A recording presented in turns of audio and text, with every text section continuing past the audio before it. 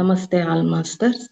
ಇಡೀ ಜಗತ್ತಿಗೆ ಧ್ಯಾನ ಮತ್ತು ಜ್ಞಾನವನ್ನ ಪ್ರಸರಿಸಿದಂತಹ ಬ್ರಹ್ಮರ್ಷಿ ಪಿತಾಮಹ ಪತ್ರಿಜಿ ಗುರುಗಳಿಗೆ, ಸ್ವರ್ಣಮಾಲಾ ಅಮ್ಮನವರಿಗೆ, ಮಹಾವತಾರ್ ಬಾಬಾಜಿ ಅವರಿಗೆ, ನನ್ನ ತಂದೆ ತಾಯಿಗಳಿಗೆ, ಧ್ಯಾನ ಮಾರ್ಗಕ್ಕೆ ಕರೆತಂದ ಸೋದರಿಯವರಿಗೆ, ಇಡೀ ಭೂಮಂಡಲದ ಎಲ್ಲ ಧ್ಯಾನ ಬಂಧುಗಳಿಗೆ, ಈ ವೇದಿಕೆಯಲ್ಲಿರುವ ಅತ್ಯುನ್ನತ ಆತ್ಮ ಬಂಧುಗಳಿಗೂ ಕೂಡ ಅನಂತ ಕೋಟಿ ನಮನಗಳನ್ನು ಸಲ್ಲಿಸುತ್ತಾ, ಅದ್ಭುತವಾದ ಜ್ಞಾನ ಹಂಚಿಕೆ, ಧ್ಯಾನ ಹಂಚಿಕೆಗಾಗಿ ವೇದಿಕೆಯನ್ನು ಸೃಷ್ಟಿ ಮಾಡಿರುವ ಪರಮೋಚ್ಚ ಗುರುಗಳಿಗೂ ಕೂಡ ಅನಂತ ಕೋಟಿ ನಮನಗಳನ್ನು ಸಲ್ಲಿಸುತ್ತಾ ಮಾಸ್ಟರ್ಸ್, ಜ್ಞಾನ ಹಂಚಿಕೆಗಾಗಿ ಆಯ್ಕೆ ಮಾಡಿಕೊಂಡಿರ್ತಕ್ಕಂಥ ವಿಷಯ ಆತ್ಮಾಯಣವನ್ನ ಪ್ರಾರಂಭ ಮಾಡೋಣ ಮಾಸ್ಟರ್ಸ್.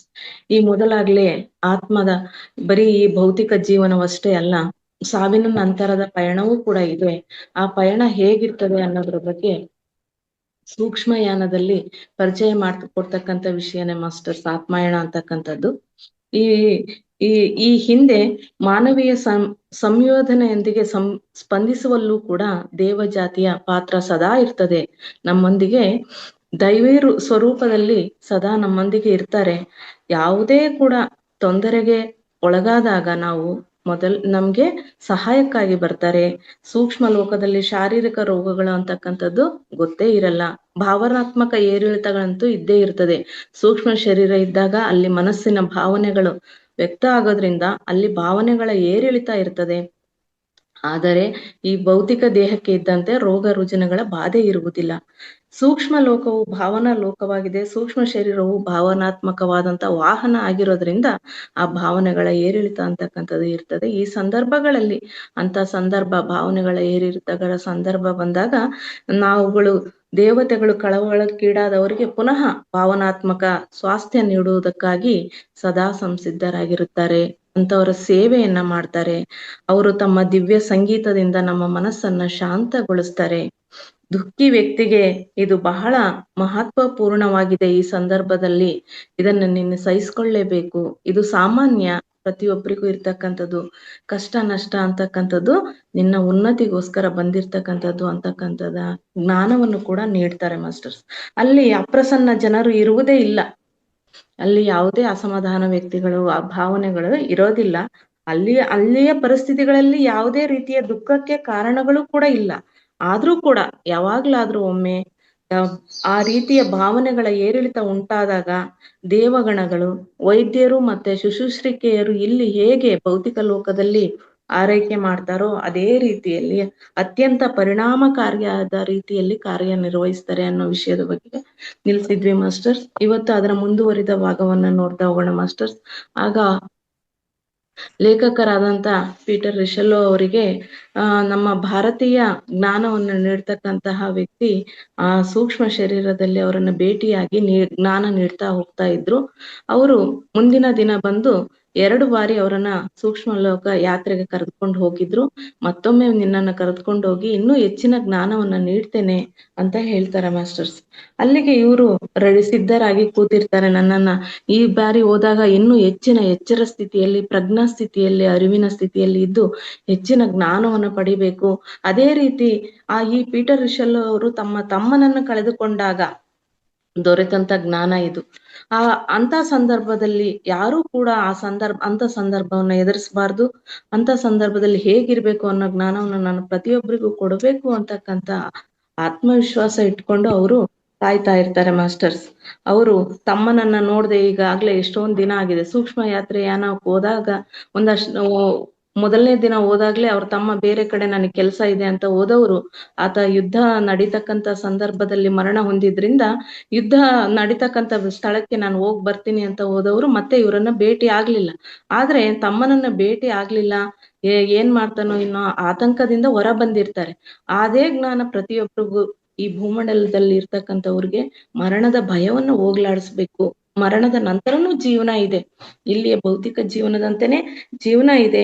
ದುಃಖಿಯಾಗಿ ನಾವು ಅಂತಕ್ಕಂಥ ಜ್ಞಾನವನ್ನು ನೀಡೋದಕ್ಕೋಸ್ಕರ ಅವ್ರು ಪ್ರಯತ್ನ ಪಡ್ತಿರ್ತಾರೆ ಮಾಸ್ಟರ್ಸ್. ಇದು ಹೇಗೆ ಎಂಬುದನ್ನು ಶಬ್ದದಲ್ಲಿ ಹೇಳುವುದು ಸಾಧ್ಯವಾಗೋದಿಲ್ಲ. ಅವನು ನನ್ನ ತಮ್ಮ ಹತ್ತಿರದಲ್ಲೇ ಇದ್ದಾನೆ ಅನ್ನೋ ಭಾವ ನನಗೆ ಸಿಗ್ತಾ ಇದೆ. ಆದ್ರೆ ಹಿಂದೆ ದುಃಖಿ ಆಗಿರುವ ಕಾರಣಕ್ಕಾಗಿಯೇ ಈಗ ದುಃಖಿ ಆಗಿರುವಂತಹ ಬೇರೆ ಜನರಿಗೆ, ಬಹುಶಃ ಈ ಸಮಸ್ತ ಬ್ರಹ್ಮಾಂಡವನ್ನು ಸಂಚಾಲಗೊಳಿಸುತ್ತಿರುವ ವ್ಯವಸ್ಥೆ ಅಂದ್ರೆ ಈ ಸಾವು ಅಂತಕ್ಕಂಥ ಭಯ, ಅದರಿಂದ ಅವರ ಮನಸ್ಸಿಗೆ ಸಾಂತ್ವನ ನೀಡಲೇ ಎಂದು ಆಲೋಚಿಸತೊಡಗಿದ್ದೇನೆ. ಆ ಭಯದಿಂದ ಮುಕ್ತರನ್ನಾಗಿ ಮಾಡ್ಬೇಕು ಅಂತಕ್ಕಂಥ ಆಲೋಚನೆಯಲ್ಲೇ ನಾನಿದ್ದೇನೆ ಅಂತ ಹೇಳ್ತಿದ್ದಾರೆ ಮಾಸ್ಟರ್. ನಂತರ ಇವರು ಸಿದ್ಧರಾಗಿ ಕೂತಿರ್ತಾರೆ ಮಾಸ್ಟರ್ಸ್. ಮಲಗಿದ್ದಲ್ಲಿಯೇ ಸೂಕ್ಷ್ಮ ಶರೀರದಿಂದ ಸ್ಥೂಲ ಶರೀರದಿಂದ ಸೂಕ್ಷ್ಮ ಶರೀರವಾಗಿ ಹೊರ ಬರ್ಲಿಕ್ಕೆ ಪ್ರಯತ್ನ ಪಡ್ತಿರ್ತಾರೆ. ಅಷ್ಟ್ರಲ್ಲೇನೆ ಅವರು ಭಾರತೀಯ ವ್ಯಕ್ತಿ ಬರ್ತಾರೆ. ಇಂದು ಬೆಳಗ್ಗೆ ಅವ್ರು ಹೇಳ್ತಾರೆ, ತಡವಾಗಿ ಬಂದಿದ್ದಕ್ಕೆ ಕಾರಣವನ್ನ ಹೇಳ್ತಾರೆ. ನನ್ನ ಮಿತ್ರನೊಬ್ಬ ಮರಣ ಸಂಭವಿಸಿತು, ಅವನಿಗೆ ಸಹಾಯ ಮಾಡುವುದರಲ್ಲಿ ತೊಡಗಿದ್ದಾಗ ನನ್ನ ಭಾರತೀಯ ಮಿತ್ರನು ಅವನಿಗೆ ಸಾಯುವುದರಿಂದ ಭಯವಾಗುತ್ತಿತ್ತು. ಅಲ್ಲದೆ ಎಷ್ಟೋ ತಿಂಗಳಿನಿಂದ ಅನಾರೋಗ್ಯ ಪೀಡಿತನಾಗಿದ್ದರೂ ಕೂಡ ಅವನು ಮೃತ್ಯುವಿನೊಂದಿಗೆ ಹೋರಾಡುತ್ತಿದ್ದನು. ನಾನು ತಡವಾಗಿ ಬಂದಿದ್ದು ಏಕೆ ಅಂತ ಹೇಳ್ಬಿಟ್ಟು ಹೇಳ್ತಾ ಇದ್ದಾರೆ ಮಾಸ್ಟರ್ಸ್. ಆ ಭಾರತೀಯ ಮಿತ್ರ ಅಂತಕ್ಕಂಥವ್ನು ಹೇಳಿದ್ದ ಮಾತನ್ನ ಈ ಪೀಟರ್ ರಿಷೆಲ್ ಅವರು ಹೇಳ್ತಾ ಇದ್ದಾರೆ. ಅವರು ಹೇಳಿದ್ರಂತೆ, ನನ್ನ ಭಾರತೀಯ ಮಿತ್ರನೊಬ್ಬ ಮರಣ ಸಂಭವಿಸಿತು, ಅವನಿಗೆ ಸಹಾಯ ಮಾಡಿದ್ರಲ್ಲಿ ತೊಡಗಿದ್ದೆ. ಅವನಿಗೆ ಎಷ್ಟೋ ತಿಂಗಳಿಂದ ಅನಾರೋಗ್ಯನೂ ಕೂಡ ಇತ್ತು. ಆದ್ರೆ ಅವನಿಗೆ ಸಾವಿನ ಭಯ ಇದ್ದಿದ್ರಿಂದ ಸಾವಿನೆಡೆಗೆ ಹೋಗ್ಲಿಕ್ಕೆ ಸಿದ್ಧನಿರ್ಲಿಲ್ಲ. ಈ ರೀತಿಯ ಪ್ರಯತ್ನಿಸುವುದೆಲ್ಲ ವ್ಯರ್ಥವಾಗಿತ್ತು. ಏಕೆಂದರೆ ಅವನ ಮರಣದ ಸಮಯವು ಸಮೀಪಿಸಿತ್ತು. ಅವನ ಮರಣದ ಸಮಯದ ದಿನ ಅದೇ ಆಗಿತ್ತು. ಆದ್ರೂ ಕೂಡ ಅದ್ರ ಜೊತೆ ಹೋರಾಡ್ತಿದ್ದ, ನಾನ್ ಸಾಯಲ್ಲ ಅಂತ ಹೇಳ್ಬಿಟ್ಟು. ಆದ್ದರಿಂದ ಅವನು ತನ್ನ ಇಚ್ಛಾಶಕ್ತಿಯ ಸಹಾಯದಿಂದ ಕೆಲವೊಂದು ವಾರಗಳವರೆಗೆ ಪ್ರಾಣ ಹೋಗದಂತೆ ತಡೆದನು. ನಾನ್ ಸಾಯಕ್ ಸಿದ್ಧ ಇಲ್ಲ, ಮರಣ ಬಂದು ಕರೆದಾಗ ನಾವು ಹೋಗ್ಲಿಕ್ ಸಿದ್ಧ ಇಲ್ಲ ಅಂತ ಹೇಳಿದ್ರೆ ನಾವು ನಮ್ಮ ಇಚ್ಛಾಶಕ್ತಿ ವ್ಯಕ್ತಪಡಿಸುವವರೆಗೂ ನಾವು ಈ ದೇಹವನ್ನು ಕೂಡ ಬಿಟ್ಟೋಗ್ಲಿಕ್ಕೆ ಸಾಧ್ಯವಾಗಲ್ಲ. ಆ ನರಳಾಟದಲ್ಲೇ ಸಮಯವನ್ನ ವ್ಯರ್ಥ ಮಾಡ್ಬೇಕಾಗ್ತದೆ. ಆದರೆ ಕೊನೆಗೆ ಮೃತ್ಯುವಿನದೇ ಜಯ ಆಯ್ತು. ಕರ್ಕೊಂಡು ಹೋಗ್ಲಿಕ್ಕೆ ಬಂದಂತಹ ಮೃತ್ಯುವಿನ ವ್ಯಕ್ತಿಯೇ ಜಯ ಆಯ್ತು. ಈ ರೋಗವು ಕೆಲವು ತಿಂಗಳುಗಳಲ್ಲಿ ಅವನ ಶರೀರವನ್ನು ಎಷ್ಟೊಂದು ದುರ್ಬಲಗೊಳಿಸುತ್ತೆಂದರೆ ಈಗ ವಾಯುವಿ ತತ್ವವು ಒಳಗೆ ಉಳಿಯುವ ಸಂಭವ ಇರಲಿಲ್ಲ. ಅವನಿಗೆ ಬಂದಿರ್ತಕ್ಕಂಥ ಅನಾರೋಗ್ಯ ಆತನನ್ನ ಎಷ್ಟು ಜರ್ಜರಿತವನ್ನಾಗಿಸಿತ್ತು ಅಂತ ಹೇಳಿದ್ರೆ, ಆ ಶರೀರದಲ್ಲಿ ಆ ವಾಯು ಅಂತಕ್ಕಂಥದ್ದು ಉಳಿಲಿಕ್ಕೆ ಸಾಧ್ಯತೆನೇ ಇರಲಿಲ್ಲ. ಆ ವಾಯು ತತ್ವ ಅಂತಕ್ಕಂಥದ್ದು ತುಂಬಾ ದುರ್ಬಲವಾಗಿತ್ತು ಈ ಶರೀರ. ಆದ್ದರಿಂದ ಅದರಲ್ಲಿ ಉಳಿಲಿಕ್ಕೆ ಶಕ್ತಿ ಆಗಿರ್ಲಿಲ್ಲ. ಈ ವಾಯುವಿ ಅನುವದಿಂದ ಬಿಡುಗಡೆಗೊಳಿಸುವುದಕ್ಕಾಗಿ ನನ್ನ ಮಿತ್ರನು ಅವನಿಗೆ ಸಹಾಯ ಮಾಡುತ್ತಿದ್ದನು. ಆದರೆ ಅವನು ಅದನ್ನು ಬಿಡುವುದಕ್ಕೆ ಸುತಾರಾಮ್ ತಯಾರಿರಲಿಲ್ಲ. ಏಕೆಂದರೆ ಅವನ ಭೌತಿಕ ಜೀವನಕ್ಕೆ ಅತ್ಯಂತ ಸಮೀಪವಿತ್ತು ಮತ್ತು ಅದನ್ನು ಗುರುತಿಸುತ್ತಿದ್ದನು. ಅವನ ಸುತ್ತಲೂ ಸುತ್ತಿಕೊಂಡಿರುವಂತಹ ವಾಯುವಿ ಹಾಗೂ ಸೂಕ್ಷ್ಮ ಶರೀರಗಳನ್ನು ಬೇರ್ಪಡಿಸುವುದಕ್ಕಾಗಿ ಆ ವ್ಯಕ್ತಿಯಲ್ಲಿ ಇಚ್ಛಾಶಕ್ತಿಯನ್ನು ಜಾಗೃತಗೊಳಿಸುವುದಕ್ಕೆ ಸಾಮಾನ್ಯವಾಗಿ ಬೇಕಾಗಿರುವುದಕ್ಕಿಂತ ಹೆಚ್ಚಿನ ಸಮಯವನ್ನು ತೆಗೆದುಕೊಂಡಿತು. ನಾನು ಆತನಲ್ಲಿ ಇರ್ತಕ್ಕಂಥ ಇಚ್ಛಾಶಕ್ತಿಯನ್ನ ತನ್ನಷ್ಟಕ್ಕೆ ತಾನೇನೆ ಸಾಕು, ನನಗೆ ಈ ದೇಹದಿಂದ ಬಿಡುಗಡೆ ಮುಕ್ತಿ ಸಿಕ್ಕರೆ ಸಾಕು, ಈ ದೇಹದಿಂದ ಬಿಡುಗಡೆ ಹೊಂದಿದ್ರೆ ಸಾಕು ಅಂತಕ್ಕಂಥ ಮನಸ್ಸು ಜಾಗೃತ ಆಗುವವರೆಗೂ ಮರಣ ಅಂತಕ್ಕಂಥದ್ದು ಸಂಭವಿಸುವುದಿಲ್ಲ. ಅದಕ್ಕೋಸ್ಕರ ಆ ಮನಸ್ಥಿತಿಯನ್ನ ಜಾಗೃತಗೊಳಿಸ್ಲಿಕ್ಕೋಸ್ಕರ ನನಗೆ ಹೆಚ್ಚಿನ ಸಮಯ ಹಿಡಿತು. ಮರಣ ಬಂದಿದೆ, ಇದರಿಂದ ದೇಹದಿಂದ ಬಿಡುಗಡೆ ಅಂತ ತುಂಬಾ ದಿವಸದಿಂದ ಪ್ರಯತ್ನ ಪಟ್ಟೆ, ಆದ್ರೂ ಆಗಿರ್ಲಿಲ್ಲ. ಆದ್ರೆ ಇವತ್ತು ಆ ಸಮಯ ಬಂದಿತ್ತು. ಅದಕ್ಕೋಸ್ಕರ ಹೆಚ್ಚಿನ ಸಮಯ ಬೇಕಾಯ್ತು ನನಗೆ ಆ ದೇಹದಿಂದ ಪ್ರಾಣವನ್ನು ಬಿಡುಗಡೆಗೊಳಿಸ್ಲಿಕ್ಕೆ. ಈಗ ಅವನು ಚೆನ್ನಾಗಿದ್ದಾನೆ. ನಾನು ಅವನನ್ನು ಸೂಕ್ಷ್ಮ ಲೋಕದ ಸಹಾಯಕರ ಹತ್ತಿರ ಬಿಟ್ಟು ಬಂದಿದ್ದೇನೆ. ಆ ದೇಹವನ್ನ ತೊರೆದ ನಂತರ ಚೆನ್ನಾಗೇ ಇದ್ದಾನೆ.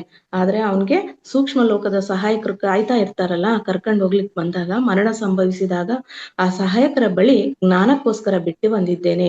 ಅವನು ಪ್ರಕೃತಿಯ ನಿಯಮಗಳನ್ನು ತಿಳಿದುಕೊಂಡು ಸ್ವಲ್ಪ ವ್ಯಾವಹಾರಿಕ ಅನುಭವವನ್ನು ಹೊಂದುವವರೆಗೆ ಅವರ ಹತ್ತಿರವೇ ಇರುತ್ತಾನೆ. ಈ ಹಿಂದೆನೂ ಕೂಡ ಇದ್ರ ಬಗ್ಗೆ ಸಾಕಷ್ಟು ಮಾಹಿತಿನೂ ಕೂಡ ದೊರೆತಿದೆ ಮಾಸ್ಟರ್ಸ್. ಸೂಕ್ಷ್ಮ ಲೋಕಕ್ಕೆ ಹೋದ ನಂತರ ಸಹಾಯಕರು ನಾವು ಈ ಪ್ರಕೃತಿಯ ನಿಯಮಗಳನ್ನು ತಿಳ್ಕೊಬೇಕಾಗ್ತದೆ. ಪ್ರಕೃತಿಯ ನಿಯಮಗಳನ್ನ ಈ ಜೀವಿತ ಭೌತಿಕ ದೇಹದಲ್ಲಿರುವಾಗಲೇ ತಿಳ್ಕೊಂಡ್ರೆ ನಮ್ಮ ಸೂಕ್ಷ್ಮ ಯಾತ್ರೆ ಅತ್ಯಮೂಲ್ಯ ಮತ್ತು ಅದ್ಭುತವಾಗಿ ಇರ್ತದೆ, ಅಮೋಘವಾಗಿರ್ತದೆ. ನಾವು ತಿಳಿದೇನೆ ಮರಣ ಹೊಂದಿದ್ದೇ ಆದ್ರೆ, ಪ್ರಕೃತಿಯ ನಿಯಮಗಳನ್ನ ತಿಳಿದೇನೆ ಮರಣ ಹೊಂದಿದ್ದೇ ಆದ್ರೆ, ಅದಕ್ಕೋಸ್ಕರ ಸಹಾಯಕರಿಂದ ಜ್ಞಾನ ಪಡೀಲಿಕ್ಕೆ ಸಾಕಷ್ಟು ಸಮಯವನ್ನ ವ್ಯರ್ಥ ಮಾಡ್ಬೇಕಾಗ್ತದೆ ಮಾಸ್ಟರ್ಸ್. ಪ್ರಕೃತಿಯ ನಿಯಮಗಳಲ್ಲಿ ಈ ಧ್ಯಾನ ಅಂತಕ್ಕಂಥದ್ದು ಕಲಿಸ್ತಕ್ಕಂಥದ್ದು ಅದೇ ಮಾಸ್ಟರ್ಸ್. ಪ್ರಕೃತಿಯ ನಿಯಮಗಳನ್ನ ಅರ್ಥಕೊಳ್ತಕ್ಕಂಥದ್ದು. ರಾತ್ರಿನೂ ಕೂಡ ಗುರುಗಳು ಇದ್ರ ಬಗ್ಗೆ ಸಾಕಷ್ಟು ಮಾಹಿತಿನೂ ಕೂಡ ತಿಳಿಸಿದ್ದಾರೆ ಮಾಸ್ಟರ್ಸ್. ಪ್ರಕೃತಿಯೊಂದಿಗೆ ಅನುಸಂಧಾನವಾಗಿ ಜೀವಿಸ್ತಕ್ಕಂಥದ್ದನ್ನ ನಾವು ಇಲ್ಲಿಯೇ ಕಲಿಬೇಕು. ಅದೇ ಧ್ಯಾನದ ಮುಖ್ಯ ಉದ್ದೇಶನೂ ಕೂಡ. ಈ ಸಲ ನಾವೇನು ಮಾಡೋಣ ಅಂತ ಭಾರತೀಯ ವ್ಯಕ್ತಿ ಪೀಟರ್ ರಿಷೆಲ್ ಅವರಿಗೆ ಕೇಳ್ತಾರೆ. ಅವರು ಅದಕ್ಕೆ ಕೆಳಗಿನಿಂದ ಮೇಲಿನ ಹಂತಕ್ಕೆ ಹೋಗುವ ಅನುಭವವನ್ನ ನಾವು ಹೊಂದಬೇಕು. ಅವರು ಏನು ಸೂಕ್ಷ್ಮ ಜ್ಞಾನದಲ್ಲಿ ಇದ್ರು, ಅದರಲ್ಲೂ ಕೂಡ ಸ್ತರಗಳಿವೆ. ಅದರಲ್ಲಿ ಮೇಲಿನ ಹಂತಕ್ಕೆ ಹೋಗ್ಬೇಕು ಅಂತ ಇಚ್ಛೆ ಪಡ್ತಾರೆ ಮಾಸ್ಟರ್ಸ್. ಯಾವ ವಲಯಗಳನ್ನು ಅವನು ಉನ್ನತ ವಲಯಗಳೆಂದು ಹೇಳುತ್ತಿದ್ದಾನೆಯೋ ಅವು ಒಂದರ ಮೇಲೊಂದು ಇರದೆ ನಮ್ಮ ಸುತ್ತಲೂ ಇವೆ. ನಾವೆಲ್ಲ ತಿಳಿದಿದ್ದೀವಿ, ಒಂದರ ಮೇಲೆ ಮಹಡಿ ತರ ಇರ್ತವೇನೋ ಅಂತ. ಅಲ್ಲ, ನಮ್ಮ ನಮ್ಮ ಸ್ಥಿತಿ ಉನ್ನತವಾದ ಹಾಗೆ ನಾವು ಒಂದೊಂದೇ ಹೆಜ್ಜೆಯನ್ನ ಮುಂದಿಡ್ತಾ ಹೋಗ್ತೀವಿ. ಅದು ಮೇಲ್ ಹಂತದಲ್ಲಿ ಏನೂ ಇಲ್ಲ, ನಮ್ಮ ಸುತ್ತಲೂ ಇವೆ ಅಂತಕ್ಕಂಥ ಜ್ಞಾನವನ್ನು ಕೂಡ ತಿಳಿಸ್ತಿದ್ದಾರೆ ಮಾಸ್ಟರ್ಸ್. ಅವುಗಳಲ್ಲಿ ಸಾಂದ್ರತೆಯ ಆಧಾರದ ಮೇಲೆ ಸ್ಥಿತಿಯು ಭಿನ್ನವಾಗಿವೆ. ನಮ್ಮ ಶಕ್ತಿ ಆತ್ಮಶಕ್ತಿಯನ್ನ ಯಾವ ರೀತಿ ಆತ್ಮೋನ್ನತಿಯನ್ನ ಪಡಿತಾ ಹೋಗ್ತೀವೋ, ಆತ್ಮಜ್ಞಾನವನ್ನು ಪಡಿತಾ ಹೋಗ್ತೀವೋ, ಅದರ ಆಧಾರದ ಮೇಲೆ ನಮ್ಮ ಸಾಂದ್ರತೆ ಅಂತಕ್ಕಂಥದ್ದು ಹೆಚ್ಚುತ್ತಾ ಹೋಗ್ತದೆ. ಈ ಭೂಮಿ ಮೇಲೆ ಇದ್ದಾಗ ದೇಹಕ್ಕೆ ಹೇಗೆ ಗುರುತ್ವಾಕರ್ಷಣೆ ಅಂತಕ್ಕಂಥದ್ದು ಆಕರ್ಷಣೆ ಮಾಡುತ್ತೋ, ಅದೇ ರೀತಿ ಉನ್ನತ ಲೋಕಗಳ ಪಯಣವನ್ನು ಸಾಧಿಸ್ಬೇಕಾದ್ರೆ ನಮ್ಮ ಸಾಂದ್ರತೆ ಅಂತಕ್ಕಂಥದ್ದು ಕಡಿಮೆ ಆಗ್ತಾ ಹೋಗ್ಬೇಕು. ನಾವು ತೂಕ ಇರ್ತೀವಿ, ಯಾಕಂದ್ರೆ ಸಾಕಷ್ಟು ಗೊಂದಲಗಳಲ್ಲಿ ಭೌತಿಕ ಜೀವನವನ್ನ ಎಷ್ಟೋ ಜನ್ಮಾಂತರಗಳಲ್ಲಿ ಮಾಡಿದ ಕರ್ಮಗಳ ಆಧಾರದ ಮೇಲೆ ನಮ್ಮ ಸೂಕ್ಷ್ಮ ದೇಹದ ಸಾಂದ್ರತೆ ಹೆಚ್ಚಾಗಿರುತ್ತೆ. ನಾವು ಹಗುರ ಆಗ್ತಾ ಹೋಗ್ಬೇಕು. ಆ ಹಗುರ ಆಗ್ಲಿಕ್ಕೆ ಸಾಂದ್ರತೆಯನ್ನು ಕಡಿಮೆ ಮಾಡ್ಕೊಂಡೋಗ್ತಾ ಹೋದಾಗ ನಾವು ಹಾರ್ಲಿಕ್ಕೆ ಈಸಿ ಆಗ್ತದೆ ಬೇರೆ ಬೇರೆ ಸ್ತರದ ಲೋಕಗಳಿಗೆ ಅಂತ ತಿಳಿಸ್ತಿದ್ದಾರೆ ಮಾಸ್ಟರ್ಸ್. ನಮ್ಮ ಅಭಿಯಾನವನ್ನು ಲಂಡನ್ ನಿಂದ ಪ್ರಾರಂಭಿಸೋಣ ಎಂದು ನಾನು ಸಲಹೆ ನೀಡಿದೆ. ಇಂದಿನ ಸಲದಂತೆಯೇ ನಾವು ನಡೆದವು ಹಾಗೂ ಕಣ್ಣು ಬೆಳಕಿಸುವಷ್ಟರಲ್ಲಿ ನಾವು ಲಂಡನ್ ಅನ್ನು ಕೂಡ ತಲುಪಿದೆವು. ನಾವು ನಮ್ಮ ಗತಿಯನ್ನು ನಿಧಾನಗೊಳಿಸಿದೆವು ಹಾಗೂ ಲಂಡನ್ ತಲುಪಿದ್ದೇವೆ ಎಂದು ನನಗೆ ತಿಳಿಯಿತು. ರಸ್ತೆಯಲ್ಲಿ ಕೆಳಗೆ ಇರುವುದನ್ನೆಲ್ಲ ನಮಗೆ ಗುರುತಿಸಲಾಗಲಿಲ್ಲ.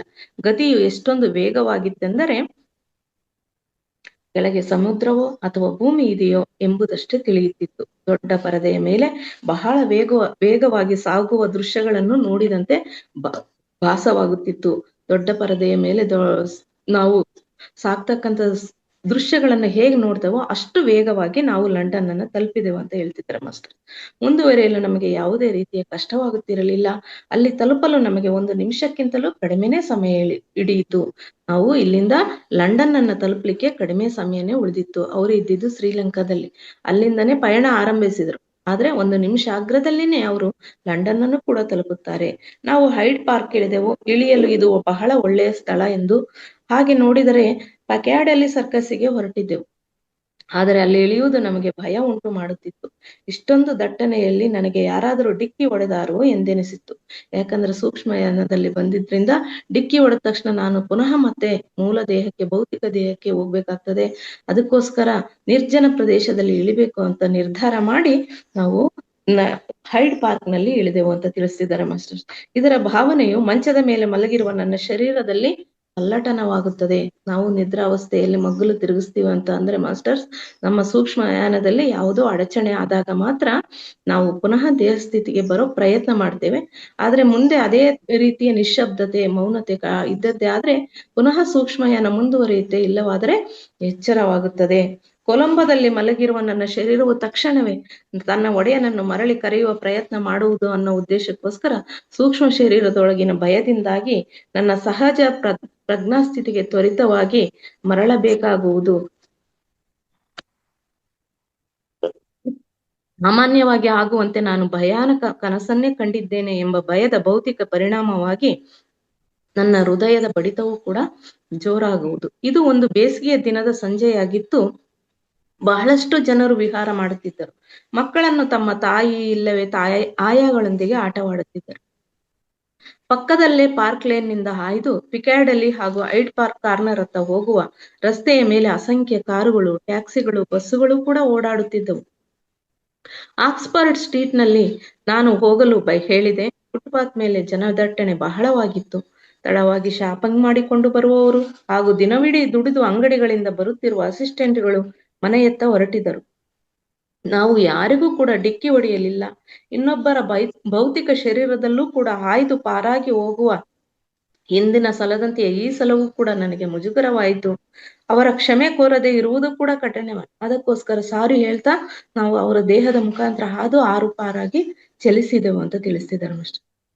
ನನ್ನ ಮಿತ್ರನು ಜನದಟ್ಟಣೆಯಿಂದ ದೂರ ಇರಲು ಬಯಸಿದ್ದನು.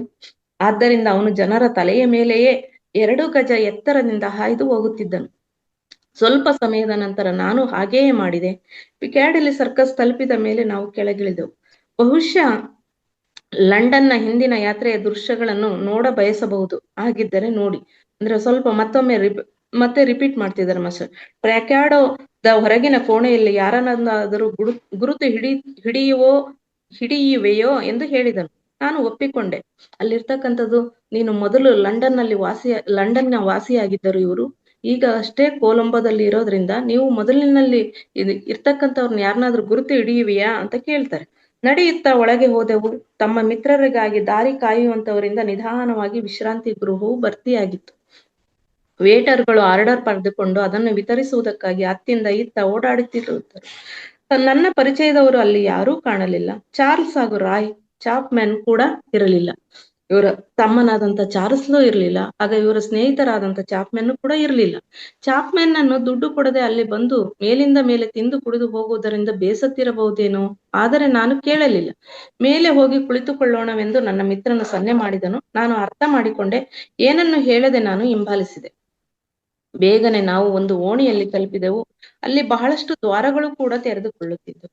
ಅವನು ಒಂದು ಬಾಗಿಲ ಒಳಗೆ ಹೊಕ್ಕನು. ಅದೊಂದು ಬೆಡ್ರೂಮ್ ಆಗಿತ್ತು, ಆದರೆ ಅಲ್ಲಿ ಯಾರೂ ಇರಲಿಲ್ಲ. ನಾವು ಬಾಗಿಲಿನಿಂದ ಆರು ಪಾರಾಗಿ ಹೊಕ್ಕೆವು. ನಮಗೆ ಬೀಗದ ಕೈಯ ಅವಶ್ಯಕತೆಯೂ ಇರಲಿಲ್ಲ. ಅವನು ಹೇಳತೊಡಗಿದನು, ಈಗ ನಾವು ನಮ್ಮ ಕಾರ್ಯದೆಡೆಗೆ ಉನ್ಮುಖರಾಗೋಣ. ನಾವು ಮೌನವಾಗಿರುವುದಕ್ಕಾಗಿ ಇಲ್ಲಿ ನಾನು ಕರೆತಂದಿದ್ದೇನೆ. ಮೌನದ ಬೆಲೆಯನ್ನು ಕೂಡ ಇಲ್ಲಿ ತಿಳಿಸ್ತಿದ್ದಾರೆ ಮಾಸ್ಟರ್ಸ್. ಕೆಳಗಿನ ಭಾಗದಿಂದ ಮೇಲಿನ ಭಾಗಕ್ಕೆ ಹೋಗುವುದು ಬಹಳ ಸುಲಭ ಸಂಗತಿಯಾಗಿದೆ ಎಂಬುದನ್ನು ನಾನು ನಿನಗೆ ತಿಳಿಸಲು ಬಯಸುತ್ತೇನೆ. ನೀನು ಕೇವಲ ಇಚ್ಛಿಸಬೇಕಷ್ಟೆ, ಎಲ್ಲವೂ ಜರುಗುವುದು. ನೀನು ನನ್ನ ಕೈ ಹಿಡಿದು ನಾನು ಮಾಡಿದಂತೆಯೇ ನೀನು ಕೂಡ ಮಾಡಲು ಇಚ್ಛಿಸು. ನಮ್ಮನ್ನು ಆವರಿಸಿಕೊಂಡಿರುವ ಕೋಣೆಯ ಈ ಗೋಡೆಗಳು ಒಮ್ಮಿಂದೊಮ್ಮೆಲೆ ಕರಗಿ ಹೋಗುವವು. ಸುತ್ತಲೂ ಇರುವ ಫರ್ನಿಚರ್ಗಳು ಒಮ್ಮೆಲೆ ಮಸುಕಾಗಿ ಮಂಜಿನಂತೆ ಕಾಣತೊಡಗುತ್ತವೆ. ಇದೆಲ್ಲವನ್ನು ಆಗಲು ಬಿಡು. ಇದರಿಂದ ನಿನ್ನ ಇಚ್ಛೆಯ ಮೇಲೆ ಪ್ರಭಾವ ಬೀರಲು ಸಾಧ್ಯವಾಗುವುದು. ನಾವು ಕಲಿಬೇಕಾಗಿರೋದು ಇದನ್ನೇ ಮಾಸ್ಟರ್ಸ್. ಧ್ಯಾನದಿಂದ ನಾವು ಕಲಿಬೇಕಾಗಿರೋದು, ಧ್ಯಾನ ಅಂತಕ್ಕಂಥದ್ದು ಬಲವಂತ ಪೂರ್ವಕವಾಗಿ ಮಾಡೋದಲ್ಲ. ಧ್ಯಾನ ಆಗ್ಲಿಕ್ಕೆ ನಮ್ಮ ದೇಹವನ್ನು ಸಜ್ಜುಗೊಳಿಸ್ತಕ್ಕಂಥದ್ದು ಅಷ್ಟೇನೆ. ನಮ್ಮ ದೇಹ ಸಜ್ಜುಗೊಂಡು ನಮ್ಮಲ್ಲಿ ಇಚ್ಛಾಶಕ್ತಿ ಅಂತಕ್ಕಂಥದ್ದು ಪ್ರಬಲವಾದಾಗ ಏನಾಗ್ತದೆ, ನಾವು ಅಂದ್ಕೊಂಡಿದ್ದೆಲ್ಲದೂ ಕೂಡ ನಮ್ಮ ಕಣ್ಮುಂದೆನೆ ಜರುಗ್ತಾ ಹೋಗ್ತದೆ. ನಿನ್ನ ಇಚ್ಛೆಯ ಮೇಲೆ ಪ್ರಭಾವ ಬೀರಲು ಇದರಂತೆ ಆಗಲು ಬಿಡು. ಇದರಿಂದ ನನ್ನ ಇಚ್ಛೆಯು ನಿನ್ನ ಇಚ್ಛೆಯ ಮೇಲೆ ಪ್ರಭಾವ ಬೀರಲು ಸಾಧ್ಯವಾಗುವುದು. ನೀನಿನ್ನೂ ಆ ಸ್ಥಿತಿಯನ್ನು ತಲುಪಿಲ್ಲವಾದ್ದರಿಂದ ನನ್ನ ಇಚ್ಛೆಯನ್ನ ನಿನ್ನ ಮೇಲೆ ಪ್ರಭಾವ ಬೀರ್ಲಿಕ್ಕೆ ನಾನು ಪ್ರಯತ್ನಿಸ್ತಾ ಇದ್ದೀನಿ. ಅದು ಆಗ್ಲಿಕ್ಕೆ ನೀನು ಮೌನವಾಗಿರು ಅಂತ ತಿಳಿಸ್ತಾ ಇದ್ದಾರೆ ಮಾಸ್ಟರ್ಸ್. ಜರುಗುತ್ತಿರುವುದನ್ನು ನೋಡಿ ಗಾಬರಿಗೊಳ್ಳಬೇಡ, ಮೌನವಾಗಿರು. ಜೊತೆಗೆ ನಿನ್ನಲ್ಲಿ ಏನ್ ಜರುಗ್ತಾ ಇದೆ ಅದನ್ನ ನೋಡಿ ಗಾಬರಿಗೊಳ್ಳಬೇಡ. ನೀನು ಹೆದರಿದರೆ ಈಗಲೇ ಕೊಲಂಬೋ ತಲುಪಿವೆ ಅಷ್ಟೇ. ನೀನೇನಾದ್ರೂ ಅಯ್ಯೋ ಏನೇನೋ ಆಗ್ತಾ ಇದೆ ನನ್ನಲ್ಲಿ ಅಂತ ಏನಾದ್ರೂ ಭಯಪಟ್ಟಿದ್ದೆ ಆದ್ರೆ ಪುನಃ ನಿನ್ನ ಭೌತಿಕ ಶರೀರವನ್ನು ತಲುಪಬೇಕಾಗುತ್ತಷ್ಟೇ ಅಂತ ತಿಳಿಸ್ತಾ ಇದ್ದಾರೆ ಮಾಸ್ಟರ್. ಈಗ ನೀನು ಸಿದ್ಧನಾಗಿರುವೆಯಾ ಅಂತ ಪ್ರಶ್ನೆ ಮಾಡ್ತಾರೆ. ನಾನು ಒಪ್ಪಿಗೆಯಿಂದ ತಲೆ ಆಡಿಸಿದೆ. ನನಗೆ ಭಯವೇ ಇಲ್ಲ, ಕೇವಲ ತಿಳಿದುಕೊಳ್ಳುವ ಇಚ್ಛೆ ಎಂಬುದು ಅನುಭವಕ್ಕೆ ಬಂತು. ನಾನು ನನ್ನ ಮಿತ್ರನ ಕೈಯನ್ನು ಗಟ್ಟಿಯಾಗಿ ಹಿಡಿದುಕೊಂಡೆ ಹಾಗೂ ಅವನ ಇಚ್ಛೆಯಿಂದ ನಿಯಂತ್ರಿತನಾಗಿರಲು ಪ್ರಯತ್ನಿಸಿದೆ. ಅವನ ಇಚ್ಛೆ ನನ್ನ ಮೇಲೆ ಪ್ರಭಾವ ಬೀರ್ತಾ ಇದೆ ಅಂತಕ್ಕಂಥದ್ದನ್ನ ಭಾವಿಸ್ಕೊಂಡೆ. ಮತ್ತೆ ಹೆಚ್ಚಿನ ಅನುಭವವನ್ನ ನೆನಪಿಟ್ಕೋಬೇಕು, ಏನಾಗ್ತಿದೆ ಅನ್ನೋದನ್ನ ಎಚ್ಚರಿಕೆ ಸ್ಥಿತಿಯಲ್ಲಿ ತಿಳ್ಕೋಬೇಕು ಅಂತ ಹೇಳಿ ಅವನ ಕೈಯನ್ನು ಗಟ್ಟಿಯಾಗಿ ಇಟ್ಕೊಂಡು ತಲೆ ಆಡಿಸಿದ. ತಕ್ಷಣವೇ ಕೋಣೆಯ ಗೋಡೆಗಳು ಮಸುಕಾಗಿ ಅಸ್ಪಷ್ಟವಾಗತೊಡಗಿದವು. ಫರ್ನಿಚರ್ಗಳೊಂದಿಗೆ ಹಾಗೆಯೇ ಆಯಿತು. ಹಾಗೆ ಒಮ್ಮೆಲೆ ನಾವು ಬಯಲು ಗಾಳಿಯಲ್ಲಿ ನಿಂತಿರುವುದನ್ನು ನಾನು ನೋಡಿಕೊಂಡೆ. ನಾವು ಅಲ್ಲಿಂದ ಹೊರಟಾಗ ಬೇರೆ ಬೇರೆ ರೀತಿಯ ನಾಯಿಗಳು ಲಾನ್ ಮೇಲೆ ಅಡ್ಡಾಡುತ್ತಿದ್ದವು. ನಾವು ಅಲ್ಲಿಂದ ಹಾಯ್ದು ಹೋಗುತ್ತಿದ್ದಂತೆ ಮಕ್ಕಳ ಧ್ವನಿ ಕೇಳಿ ಬರುತ್ತಿತ್ತು. ಈ ಮನೆಗಳಲ್ಲಿ ಹಾಗೂ ಜಗತ್ತಿನ ಇತರ ಮನೆಗಳಲ್ಲಿ ಇರುವ ವ್ಯತ್ಯಾಸ ಏನು ಅಂದರೆ, ಇಲ್ಲಿ ಗ್ಯಾರೇಜುಗಳು ಇರಲಿಲ್ಲ. ರಸ್ತೆಯ ಮೇಲೆ ಯಾವುದೇ ಕಾರುಗಳು ಕಾಣುತ್ತಿರಲಿಲ್ಲ. ಇಲ್ಲಿ ಆಮದು ರಫ್ತು ಮಾಡಲು ಯಾವುದೇ ಸಾಧನಗಳ ಅವಶ್ಯಕತೆ ಇಲ್ಲವೆಂದು ನನಗೆ ವಿವರಿಸಲಾಯಿತು. ಅಂದರೆ ಇಲ್ಲಿ ವಾಹನಗಳ ಅವಶ್ಯಕತೆ ಎಂಬುದೇ ಇರೋದಿಲ್ಲ. ಅದಕ್ಕೋಸ್ಕರ ಇಲ್ಲಿ ಗ್ಯಾರೇಜ್ಗಳು ಇರಲ್ಲ, ಅವು ರಿಪೇರಿ ಬಂದಾಗ ರಿಪೇರಿ ಮಾಡ್ಲಿಕ್ಕೆ ಅಂತ ತಿಳಿಸಿದರು. ಇಲ್ಲಿ ಆಮದು ಮತ್ತು ರಫ್ತು ಅಂತಕ್ಕಂಥದ್ದು ಇಚ್ಛಾಶಕ್ತಿಯಿಂದನೇ ಕೈಗೂಡುತ್ತೆ. ಏಕೆಂದರೆ ಇಲ್ಲಿ ಒಂದು ಸ್ಥಳದಿಂದ ಇನ್ನೊಂದು ಸ್ಥಳಕ್ಕೆ ಹೋಗಲು ಬಹಳಷ್ಟು ಸರಳ ವಿಧಾನಗಳಿವೆ. ಇಲ್ಲಿಯೇ ಹೋಗಬೇಕಾದರೆ ಕೇವಲ ಇಚ್ಛೆಯನ್ನು ಪ್ರಕಟಗೊಳಿಸಿದರೆ ಸಾಕು, ಜನರು ತಕ್ಷಣವೇ ತೇಲುತ್ತಾ ಅಲ್ಲಿ ತಲುಪುತ್ತಾರೆ. ಅಲ್ಲಿ ಹಣದ ಅವಶ್ಯಕತೆ ಇಲ್ಲವೆಂದ ಮೇಲೆ ಅಂಗಡಿಗಳೇಕಿವೆ ಅಂತ ಪ್ರಶ್ನೆ ಮಾಡ್ತಾರೆ ಲೇಖಕರು. ಆಗ ಹೇಳ್ತಿದ್ದಾರೆ ಭಾರತೀಯ ಜ್ಞಾನಿ, ನಾ ನಾ ತಮ್ಮ ಭೌತಿಕ ಜೀವನದಲ್ಲಿ ಆದರ್ಶವೆನಿಸುವಂತ ಜೀವನವನ್ನು ಜೀವಿಸುವಲ್ಲಿ ಜನರು ಸಂತೋಷ ಪಡುತ್ತಾರೆ. ಈ ಭೌತಿಕ ಜೀವನಕ್ಕೆ ಹೆಚ್ಚಾಗಿ ಅಂಟಿಕೊಂಡು ಜೀವನ ಸಾಗಿಸ್ತಿರ್ತೀವಲ್ಲ ಮಾಸ್ಟರ್ಸ್, ಅದೇ ತರ ಜೀವನವನ್ನ ಸೂಕ್ಷ್ಮ ಲೋಕದಲ್ಲೂ ಕೂಡ ಜೀವಿಸ್ಬೇಕು ಅಂತ ಇಷ್ಟಪಡ್ತಾರೆ. ಅವ್ರಿಗೆ ಅದರಲ್ಲೇ ಸಂತೋಷ ಕಂಡ್ಕೊಂಡಿರ್ತಾರೆ. ವ್ಯಾಪಾರ ವ್ಯವಹಾರಗಳಲ್ಲಿ ಕೆಲವರು ಹಣ ಖರ್ಚು ಮಾಡೋದ್ರಲ್ಲಿ ಮೋಜು ಅನಿಸ್ತಾ ಇರ್ತದೆ. ಆ ತರ ಮನಸ್ಥಿತಿಯನ್ನು ಹೊಂದಿರ್ತಾರೆ. ನನ್ನ ಮಾರ್ಗದರ್ಶಕನು ಹೇಳತೊಡಗಿದನು, ಅವರು ತಮ್ಮ ಕಲ್ಪನೆಯಿಂದ ಹಣವನ್ನು ಸೃಷ್ಟಿಸುತ್ತಾರೆ. ನನಗೆ ಹಣ ಇದ್ದಿದ್ರೆ ಚೆನ್ನಾಗಿತ್ತು ಅಂತ ಅನ್ಕೊಂಡ್ರೆ ಸಾಕು, ಹಣ ಸೃಷ್ಟಿ ಆಗುತ್ತೆ. ಖಾದ್ಯ ವಸ್ತುಗಳನ್ನು ಖರೀದಿಸಿ ಅಡುಗೆ ಮಾಡಿಕೊಂಡು ತಿನ್ನುತ್ತಾರೆ. ನನಗಿಂತಿಂತದೆಲ್ಲ ತಗೊಂಡು ಅಡುಗೆ ಮಾಡ್ಕೋಬೇಕು ಅನಿಸ್ತಾ ಇದೆ ಅಂತ ಮನಸ್ಥಿತಿ ಇತ್ತು ಅಂದ್ರೆ ಅದೇನೇ ಸೃಷ್ಟಿ ಆಗುತ್ತೆ. ಕೇವಲ ಇಚ್ಛಾ ಮಾತ್ರದಿಂದಲೇ ಇಚ್ಛಿತ ವಸ್ತು ದೊರೆಯುವಾಗ ಅಂಗಡಿಗಳ ಅವಶ್ಯಕತೆ ಇಲ್ಲವಲ್ಲ ಅಂತ ನಾನು ಕೇಳಿದೆ. ಅದಕ್ಕೆ ಅವನು ಹೇಳಿದನು, ಈ ಅಂಗಡಿಗಳು ಆ ನಿವಾಸಿಗಳ ಮನಸ್ಸಿನಲ್ಲಿ ಜನ್ಮ ತಾಳುತ್ತವೆ. ಇನ್ನು ಸೂಕ್ಷ್ಮ ಯಾತ್ರೆಯಲ್ಲಿ ಇರ್ತಕ್ಕಂಥ ನಿವಾಸಿಗಳು ಏನಿದಾರಲ್ಲ, ಅವರ ಮನಸ್ಸಿನಲ್ಲಿ ಮೂಡಿದಂತಹ ಯೋಚನೆ ಅದು ವಾಸ್ತವಿಕವಾಗಿ ಅಲ್ಲ. ಇವುಗಳಲ್ಲಿ ಕೆಲಸ ಮಾಡುವವರು ನಿಜವಾಗಿಯೂ ಇರುವುದಿಲ್ಲ. ಈ ಈ ಭ್ರಮೆಯ ಜಗತ್ತಿನಲ್ಲಿ ಇಲ್ಲಿಯ ನಿವಾಸಿಗಳು ಯಾವುದೇ ವಸ್ತುವಿನ ಕುರಿತು ಆಲೋಚಿಸಿದರೆ ಅದು ನಿಜವಾಗುತ್ತದೆ. ನಾವು ಈ ಧ್ಯಾನ ಮಾಡ್ತಕ್ಕಂಥದ್ದು ಕೂಡ ಮುಖ್ಯವಾದಂಥದ್ದು ಈ ಭ್ರಮೆಯಿಂದ ಹೊರತಾಗಿ ಜೀವಿಸ್ತಕ್ಕಂಥದ್ದು. ಈ ಭ್ರಮೆಯಿಂದ ಇದೆಲ್ಲನೂ ಕೂಡ ಭ್ರಮೆ. ಈ ಭೂಮಿ ಅಂತಕ್ಕಂಥ ಜಗತ್ತನೇ ಈ ಭ್ರಮೆ ಅಂತಕ್ಕಂಥದ್ದು ಉಂಟಾದಾಗೆ ಸೃಷ್ಟಿಯಾದಂಥದ್ದು. ಆ ಭ್ರಮೆಯನ್ನ ಕಳ್ಕೊಳ್ಳಿಕ್ಕೆ ಈ ಪಾಠಶಾಲೆಗೆ ಬಂದಿದ್ದೇವೆ. ಇಲ್ಲಿನೇ ಕಳ್ಕೊಂಡು ಹೋಗ್ಬೇಕು ಈ ಭ್ರಮೆಯನ್ನ ಅಂತಾನು ಕೂಡ ತಿಳಿಸ್ತಾ ಇದ್ದಾರೆ ಮಾಸ್ಟರ್ಸ್. ಇಲ್ಲಿಯ ಅಂಗಡಿಗಳೆಲ್ಲ ಕಲ್ಪನೆಯಿಂದ ಸೃಷ್ಟಿಸಿದವುಗಳೇ ಆಗಿವೆ. ಅದರಂತೆ ಸಾಮಾನುಗಳು ಕೂಡ. ಅದು ಅಲ್ಲದೆ ಜನರು ಬಯಸುವವರೆಗೆ ಇಲ್ಲಿ ಅಕ್ಕಪಕ್ಕದ ಅಂಗಡಿಗಳು ಕೂಡ ಇರುತ್ತವೆ. ಏಕೆಂದರೆ ಜನರು ಅವುಗಳನ್ನ ಕಲ್ಪಿಸಿಕೊಳ್ಳುತ್ತಾರೆ. ಜನರ ಕಲ್ಪನೆಯಿಂದಲೇ ಕೂಡ ಅಕ್ಕಪಕ್ಕದ ಅಂಗಡಿಗಳು, ಅಂತ ಅಂಗಡಿಗಳು ಇರ್ಬೇಕಿತ್ತು, ಹಿಂಗಿರ್ಬೇಕಿತ್ತು ಅನ್ಕೊಂಡ್ರೆ ಸಾಕು ಸೃಷ್ಟಿ ಆಗುತ್ತೆ. ಮಾತು ಮುಂದುವರೆಸುತ್ತಾ ಅವನು ಹೇಳಿದನು, ಚರ್ಚ್ ಕುರಿತಾಗಿಯೂ ಹಾಗೆಯೇ ಇದೆ. ಪಾದ್ರಿ ಅಥವಾ ಗುರುಗಳು ಹೇಳಿರುವುದೆಲ್ಲ ಸರಿಯಾಗಿಲ್ಲವೆಂದು ತಿಳಿದಿದ್ದರೂ ಕೂಡ ಜನರು ತಮ್ಮ ಧಾರ್ಮಿಕ ಕಾರ್ಯಕ್ರಮಗಳನ್ನು ಮೊದಲಿನಂತೆಯೇ ಮುಂದುವರಿಸಲು ಬಯಸುತ್ತಾರೆ. ಇಲ್ಲಿಯ ಸ್ಥಾಯಿ ನಿವಾಸಿಗಳು ಚರ್ಚ್ ನಿರ್ಮಿಸಿಕೊಳ್ಳುತ್ತಾರೆ. ಮೊದಲಿನ ಪಾದ್ರಿಗಳು ಅಥವಾ ಧಾರ್ಮಿಕ ಮುಖಂಡರು ಇಲ್ಲಿಯೂ ತಮ್ಮ ಮೊದಲಿನ ಕಾರ್ಯವನ್ನೇ ಮುಂದುವರಿಸುತ್ತಾರೆ. ತಮ್ಮ ಹಿಂದಿನ ಜೀವನದಲ್ಲಿರುವಂತೆಯೇ ಹಿಂದೆ ತಮ್ಮ ಅನುಯಾಯಿಗಳನ್ನು ಕೂಡ ಇಟ್ಟುಕೊಂಡಿರುತ್ತವೆ. ಇಲ್ಲಿ ಸಿನಿಮಾಗಳು ಕೂಡ ಸಾಕಷ್ಟು ಜನಪ್ರಿಯವಾಗಿರುತ್ತವೆ. ಆದರೆ ಇಲ್ಲಿರುವಷ್ಟು ವೈವಿಧ್ಯತೆ ಎರಡನೇ ವಲಯದಲ್ಲಿಲ್ಲ. ಆದರೆ ಇದು ಮೊದಲನೇ ವಲಯ. ಇಲ್ಲೆಲ್ಲ ಭೌತಿಕ ಜೀವನಕ್ಕೆ ಹತ್ತಿರವಾದಂಥದ್ದೇ ಇರ್ತದೆ. ಆದರೆ ನಂತರದ ಎರಡನೇ ವಲಯದಲ್ಲಿ ಇಲ್ಲ ಅಂತ ತಿಳಿಸ್ತಾ ಇದ್ದಾರೆ ಮಾಸ್ಟರ್ಸ್. ಜಗತ್ತಿನಲ್ಲಿ ಇರುವಂತಹ ಸಿನಿಮಾಗಳು ಇಲ್ಲಿಲ್ಲ. ಅವು ಸ್ಥಾಯಿ ನಿವಾಸಿಗಳಿಂದ ನಿರ್ಮಿಸಲ್ಪಟ್ಟಿರುತ್ತವೆ. ಮೊದಲಿನ ಚಿತ್ರ ನಿರ್ಮಾಪಕರು ಹಾಗೂ ಹವ್ಯಾಸಿಗಳು ತಮ್ಮ ಕಲ್ಪನೆಯಲ್ಲಿ ನಿರ್ಮಿಸಿದಂತ ಹೊಸ ಸಿನಿಮಾಗಳನ್ನೇ ದೊಡ್ಡ ಪರದೆಯ ಮೇಲೆ ತೋರಿಸಲಾಗುತ್ತದೆ. ಇಂಥ ಪ್ರದರ್ಶನಗಳು ಕೂಡ ಭೂಮಿಯ ಮೇಲೆ ಹಾಗೂ ಮೊದಲ ಸ್ತರದ ಲೋಕದಲ್ಲಿ ತೋರಿಸುವಂತವುಗಳಿಗಿಂತ ಎಷ್ಟೋ ಉತ್ತಮವಾಗಿರುತ್ತವೆ. ಭೌತಿಕ ಜೀವನದಲ್ಲಿರುವಂತ ಜೀವನ ಮೊದಲನೇ ಸ್ತರದಲ್ಲಿ ಇರುತ್ತೆ, ಎರಡನೇ ಸ್ತರದಲ್ಲಿ ವಿಭಿನ್ನವಾಗಿರುತ್ತದೆ. ಯಾವುದೇ ರೀತಿಯ ಖರ್ಚಿನ ಚಿಂತೆಯೇ ಇಲ್ಲದಿರುವುದರಿಂದ ತಮ್ಮ ಕಲ್ಪನೆಯಿಂದ ಏನು ಬೇಕಾದರೂ ಮಾಡಬಲ್ಲರು.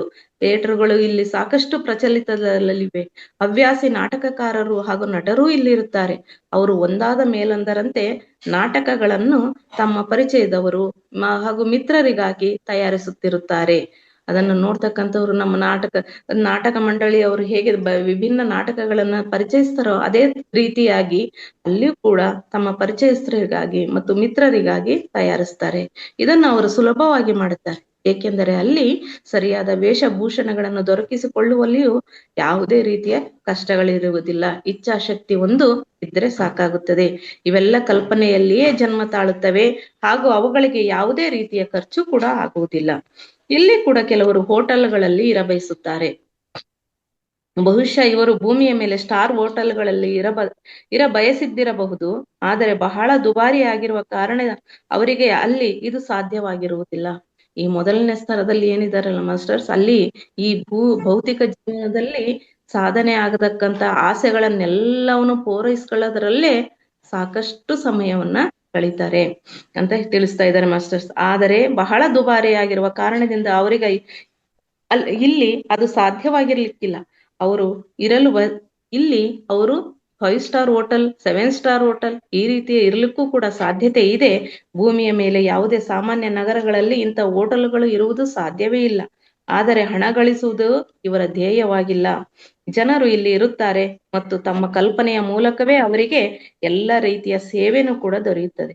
ಆದ್ದರಿಂದ ಸ್ವಲ್ಪ ದಿನಗಳವರೆಗೆ ಇಲ್ಲಿ ಇರುವುದರಿಂದ ಅವರಿಗೆ ಸಂತೋಷವೂ ಕೂಡ ಆಗುತ್ತದೆ. ಹೃದಯದಿಂದ ಸಂತೋಷ ಅಂತಕ್ಕಂಥದ್ದು, ಆನಂದ ಅಂತಕ್ಕಂಥದ್ದು ಉದ್ಭವಿಸಿದಾಗ ನನಗೆ ಇದು ಸಾಕು, ಇನ್ನು ಏನೋ ಬೇರೆ ಇದೆ ಅಂತಕ್ಕಂಥ ಭಾವನೆ ಅಲ್ಲಿ ಸೃಷ್ಟಿಯಾದಾಗ ಮಾತ್ರ ಮೇಲಿನ ಸ್ತರಕ್ಕೆ ಹೋಗ್ಲಿಕ್ಕೆ ಸಾಧ್ಯತೆ ಇದೆ. ಆ ಎಲ್ಲದಕ್ಕೂ ನಾವು ಸೂಕ್ಷ್ಮ ಲೋಕದಲ್ಲಿ ಮೊದಲ ಸ್ತರದಲ್ಲಿ ಹೋಗಿ ಪಡಿತಕ್ಕಂಥ ಜ್ಞಾನವನ್ನೇ ಈ ಭೂಲೋಕದಲ್ಲೇ ಕಲ್ತು ಬಿಟ್ರೆ ನಾವು ನೇರವಾಗಿ ಇನ್ನು ಉನ್ನತ ಲೋಕಗಳನ್ನ ತಲುಪಬಹುದು. ಅದಕ್ಕೋಸ್ಕರನೇ ಈ ಮೊದಲನೇ ಸ್ತರದಲ್ಲಿ ಕೊಡ್ತಕ್ಕಂಥ ಜ್ಞಾನವನ್ನೆಲ್ಲವನ್ನು ಕೂಡ ಈ ಧ್ಯಾನದಲ್ಲೇ ಸಿಗ್ತಾ ಇದೆ ಮಾಸ್ಟರ್. ಧ್ಯಾನ ಅಂತಕ್ಕಂಥದ್ದು ಅದಕ್ಕೋಸ್ಕರ ಪ್ರತಿಯೊಬ್ಬರಿಗೂ ಕೂಡ ಅತ್ಯಗತ್ಯವಾಗಿದೆ. ಆದರೆ ಸ್ವಲ್ಪ ಸಮಯದ ನಂತರ ಇವೆಲ್ಲ ಬಹಳ ಬೇಸರ ಆಗುತ್ತದೆ ಅಲ್ಲವೇ ಎಂದು ನಾನು ಕೇಳಿದಾಗ ಅವನು ಈ ರೀತಿಯಾಗಿ ಹೇಳಿದನು. ಹೌದು, ನಿಸ್ಸಂದೇಹವಾಗಿ ಬೇಸರ ಆಗೇ ಆಗ್ತದೆ. ಆಮೇಲೆ ಜನರು ತಮಗೆ ಸಂತೋಷವಾಗುವಂತಹ ಇನ್ನು ಏನನ್ನೋ ಹುಡುಕತೊಡಗುತ್ತಾರೆ. ಈ ಜನರ ಒಂದು ಇಚ್ಛೆ ಪೂರ್ಣಗೊಳ್ಳುತ್ತಿದ್ದಂತೆಯೇ ಅವರು ಇನ್ನು ಏನನ್ನೋ ಬಯಸುತ್ತಾರೆ ಕೂಡ ಮತ್ತು ಪಡೆಯುತ್ತಾರೆ ಎಂಬುದನ್ನು ನೀನು ನೋಡುವೆ. ವಿಶೇಷವಾಗಿ ಭೂಮಿಯ ಮೇಲೆ ಬಹಳ ಕಷ್ಟದಿಂದ ಜೀವನ ನಡೆಸಿರುವಂತಹ ಬಹಳಷ್ಟು ಜನರು ಈ ರೀತಿಯ ಜೀವನದಿಂದ ಸಂತುಷ್ಟರಾಗುತ್ತಾರೆ. ಬಹಳ ಕಷ್ಟಪಟ್ಟು ಭೂಮಿಯ ಮೇಲೆ ಜೀವನ ಅಂತ ಸಾಗಿಸಿ ಹೋದಾಗ ಕಷ್ಟ ಅಲ್ಲ, ಇದು ಒಂದು ನನಗೆ ಪಾಠ ಕೊಡ್ಲಿಕ್ಕೆ, ಜ್ಞಾನವನ್ನು ಕೊಡ್ಲಿಕ್ಕೆ ಬಂದಿರತಕ್ಕಂತಹ ಒಂದು ಪಾಠ ಅಂತ ತಿಳಿದಾಗ ಮಾತ್ರ ನಾವು ಇಲ್ಲಿಯೇ ಕಲಿತು ಬೇರೆ ಉನ್ನತ ಲೋಕಕ್ಕೆ ಹೋಗ್ಲಿಕ್ಕೆ ಸಿದ್ಧರಾಗ್ತೇವೆ. ಆದ್ರೆ ಕಷ್ಟ ಅಂತ ಜೀವಿಸಿದಾಗ ಏನಾಗ್ತದೆ, ಮೊದಲನೇ ಸ್ತರದ ಸೂಕ್ಷ್ಮ ಲೋಕಕ್ಕೆ ಹೋದಾಗ ಅಲ್ಲಿ ತನ್ನಿಷ್ಟ ಬಂದಂತೆ ತನ್ನ ಆಸೆಗಳನ್ನೆಲ್ಲ ಪೂರೈಸ್ಕೊಳ್ಳೋದ್ರಲ್ಲೇ ಅದು ಬೇಕು ಇದು ಬೇಕು ಹಾಗಿರ್ಬೇಕು ಹೀಗಿರ್ಬೇಕು ಅನ್ಕೊಂತಾನೆ ಜೀವನ ಕಳೆಯೋದ್ರಲ್ಲೇ ಸಾಕಷ್ಟು ಸಮಯ ವ್ಯರ್ಥ ಆಗ್ತದೆ. ಈ ರೀತಿಯ ಜೀವನದಿಂದ ಸಂತುಷ್ಟರಾಗಿರುತ್ತಾರೆ ಅಂತ 100% ಜನರು ತಮಗೆ ಸಂತೋಷವೆನ್ನುವಂತ ತಮ್ಮ ಸಾಕು ಪ್ರಾಣಿಗಳು, ಸುಂದರ ಮನೆ, ಆಕರ್ಷಕ ಹೂದೋಟ ಇರುವಲ್ಲಿಯೇ ಈ ಸೂಕ್ಷ್ಮ ಲೋಕದಲ್ಲಿ ಜೀವನ ಸಾಗಿಸುತ್ತಾರೆ. ಇದರಲ್ಲೇ ಸಾಕಷ್ಟು ಸಮಯವನ್ನು ವ್ಯರ್ಥ ಮಾಡ್ತಾರೆ. ಇದರ ಮುಂದೆ ಮನೋಲೋಕದಲ್ಲಿ ಕೂಡ ಅವರ ಆತ್ಮ ಒತ್ತಾಯದಿಂದ ತಳ್ಳಿದಾಗಲೇ ಹೋಗುತ್ತಾರೆ. ಸಾಕು, ಇದನ್ನೆಲ್ಲ ಅನುಭವಿಸಿದ್ದು ಸಾಕು, ಪಡೆದಿದ್ದು ಸಾಕು ಅಂತ ಹೇಳ್ಬಿಟ್ಟು ಮನೋಲೋಕಕ್ಕೆ ಹೋಗ್ಬೇಕಾದ್ರೆ ಒತ್ತಾಯದಿಂದ ತಳ್ಳಬೇಕಾಗ್ತದೆ ಅವರ ಆತ್ಮ. ಈ ಆತ್ಮಕ್ಕೆ ಮತ್ತೇನೋ ಬೇರೆ ಬೇಕಾಗಿದೆ, ಬರೇ ಈ ಸುಖ ಸಂತೋಷದಲ್ಲೇ ಸಮಯವನ್ನು ವ್ಯರ್ಥ ಮಾಡ್ಬೇಡ, ಆತ್ಮಕ್ಕೋಸ್ಕರ ಬೇಕಾಗಿರೋದು ಬೇರೆದು, ಅದನ್ನ ಕಲಿ ಅಂತ ಆತ್ಮ ಒತ್ತಾಯದಿಂದ ತಳ್ಳಬೇಕಾಗ್ತದೆ. ಆಗ ಮಾತ್ರ, ಏಕೆಂದರೆ ಈ ವಿಕಾಸ ಮಾರ್ಗದಲ್ಲಿ ಸ್ವಯಂ ಪ್ರಗತಿ ಹೊಂದಲು ಬಯಸುತ್ತದೆ ಆತ್ಮ ಅಂತಕ್ಕಂಥದ್ದು ಸದಾ. ಅದಕ್ಕೋಸ್ಕರ ಈ ಆತ್ಮ ಅಂತಕ್ಕಂಥ ಪಡೆದಂತ ಈ ದೇಹದಲ್ಲಿಯೇ ಸಾಕಷ್ಟು ವಿಕಾಸತೆಯನ್ನು ಹೊಂದಬೇಕು, ನಾವು ವಿಕಸನವನ್ನು ಹೊಂದಬೇಕು, ಜ್ಞಾನವನ್ನು ಪಡಿಬೇಕು. ನಮ್ಮ ಮಾರ್ಗದರ್ಶಕನು ಮತ್ತೊಮ್ಮೆ ನನ್ನ ಕೈಯನ್ನು ಹಿಡಿದುಕೊಂಡು 2ರಿಂದ 3ನೇ ವಲಯದಲ್ಲಿ ಹೋಗುವ ಇಚ್ಛೆಯನ್ನು ಮಾಡಲು ಹೇಳಿದನು. ಈಗ ನಾವು 2ನೇ ಸ್ತರದಿಂದ 3ನೇ ವಲಯಕ್ಕೆ ಹೋಗೋಣ ಅಂತ ಹೇಳ್ಬಿಟ್ಟು ಇಚ್ಛೆಯನ್ನು ವ್ಯಕ್ತಪಡಿಸು ಅಂತ ಅನ್ಕೊಂಡಾಗ ಅವನು ಹೇಳಿದಂತೆಯೇ ನಾನು ಮಾಡಿದೆನು. ತಕ್ಷಣವೇ ಸುತ್ತಲಿನ ದೃಶ್ಯವೆಲ್ಲ ಮಸುಗಾಕತೊಡಗಿತು. ಅದು ಕೂಡ ನಿಧಾನವಾಗಿ ಅದೃಶ್ಯವಾಗಿ ಹೊಸ ರೂಪದಲ್ಲಿ ಪರಿವರ್ತನೆಗೊಂಡಿತು. ಈ ಮೋಡದಲ್ಲಿ ತೇಲಿ ಹೋದಂತಹ ಅನುಭವವಾಯಿತು. ನಮ್ಮ ಸುತ್ತಲಿನ ವಾತಾವರಣವೆಲ್ಲ ಒಮ್ಮಿಂದೊಮ್ಮೆಲೆ ಬದಲಾಯಿತು. ಇದು 3ನೇ ಲೋಕ ಅಂತಕ್ಕಂಥದ್ದು ಒಮ್ಮಿಂದೊಮ್ಮೆಲೆ ಗೊತ್ತಾಗ್ತದೆ. ನಾವೀಗ ಒಂದು ಬಯಲು ಪ್ರದೇಶದಲ್ಲಿ ನಿಂತಿದ್ದೆವು. ಈಗ ನಮ್ಮ ಸುತ್ತಲೂ ಹಲವಾರು ಪಾಪಿಕ್ಸ್ ವನಗಳಿದ್ದವು. ಅಲ್ಲಿ ಪ್ರಕೃತಿಯ ನಿಯಮಗಳಿಗೆ ಯಾಕೆ ಅನುಗುಣವಾಗ್ಬೇಕು ಅಂದ್ರೆ, ನಾವು ಬರೀ ಭೂಲೋಕದಲ್ಲಿ ಕಾಣ್ತಕ್ಕಂಥ ಪ್ರಕೃತಿ ಅಲ್ಲ, ಪ್ರಕೃತಿಯನ್ನ ಇಲ್ಲಿ ಸೃಷ್ಟಿ ಮಾಡ್ಬೇಕು, ಅದ್ರ ಜೊತೆ ಅನುಸಂಧಾನವಾಗಿ ಇರ್ತಕ್ಕಂಥದನ್ನ ಕಲಿಬೇಕು. ಆದ್ರೆ ಉನ್ನತ ಲೋಕದಲ್ಲಿ ಹೋದಾಗ ಪ್ರಕೃತಿ ಅಂತಕ್ಕಂಥದ್ದು ಅದ್ರ ಜೊತೆನೆ ಜೀವನ ಆಗಿರೋದ್ರಿಂದ ಅಲ್ಲಿ ಸಾಕಷ್ಟು ವನಗಳು ಕೂಡ ಇದ್ವು. ಎಲ್ಲೆಡೆ ಗಿಡ ಮರಗಳಿರುವಂತ ವಿಶಾಲವಾದ ಉದ್ಯಾನವನ್ನ ಕಲ್ಪಿಸಿಕೊಂಡಾಗ ಹೇಗನ್ಸುತ್ತೋ ಅಂತಹ ವಾತಾವರಣ ಅಲ್ಲಿತ್ತು. ಅವುಗಳ ಕಂಟಿಗಳ ನಡುವೆ ಎಲ್ಲೋ ಒಂದು ಕಡೆ ಓಣಿಗಳು, ಒಂದು ಕಡೆ ಕಂದರಗಳು. ಬಹುಶಃ ಈ ವರ್ಣನೆಯನ್ನು ಕೇಳಿ ನೀವು ಉತ್ತಮ ಕಲ್ಪನೆಯನ್ನು ಮಾಡಿಕೊಳ್ಳಲು ಸಾಧ್ಯವಾಗಬಹುದು.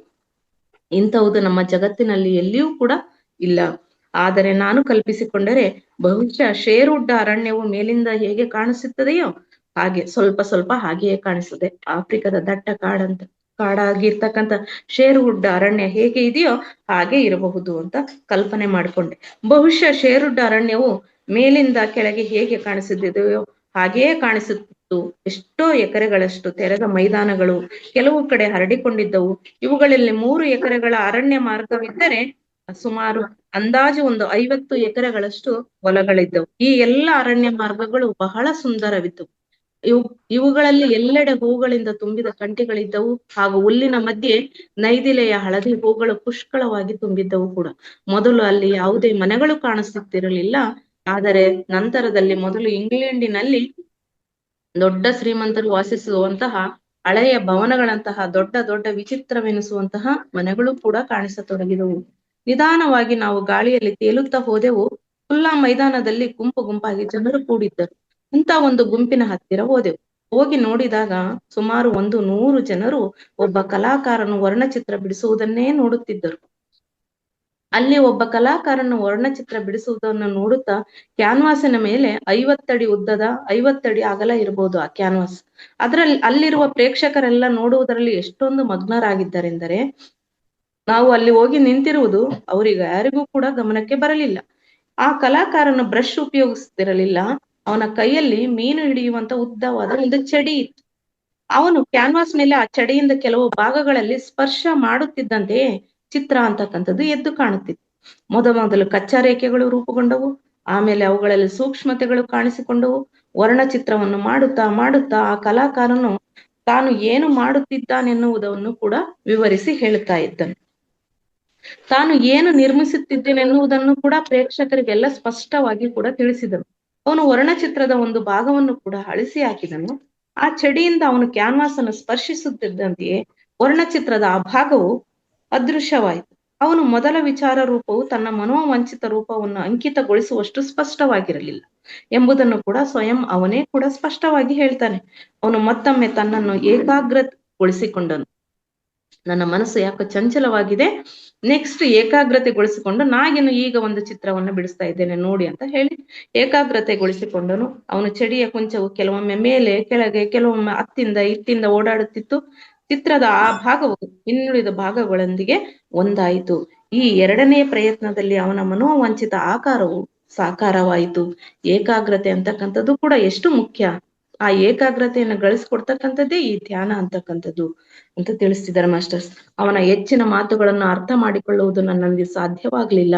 ಏಕೆಂದರೆ ಅವನು ಅಷ್ಟೊಂದು ತಾಂತ್ರಿಕ ಶಬ್ದಗಳಲ್ಲಿ ಹೇಳುತ್ತಿದ್ದನು. ಒಬ್ಬ ಕಲಾಕಾರನೇ ಅವುಗಳನ್ನು ಅರ್ಥ ಮಾಡಿಕೊಳ್ಳಲು ಸಾಧ್ಯವಿತ್ತು.